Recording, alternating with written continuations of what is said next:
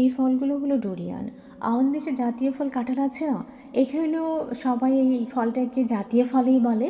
But এর smell আর এর মিষ্টি অনেক বেশি তীব্র কাঁঠালের থেকেও।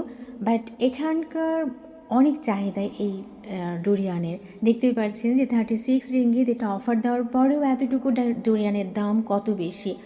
আমাদের বাসায় সবাই এটা খুব লাইক করে, কিন্তু আমি আজ পর্যন্ত এটা খেতে পারলাম না, কারণ এটার স্মেলটা অনেক বেশি তীব্র।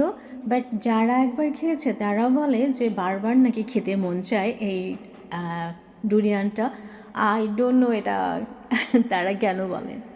Have sensitive noses. Smell what? When do you realize? Do you like What's the it? smell from there? It smells weird. Anna? Do you like it? What's this food?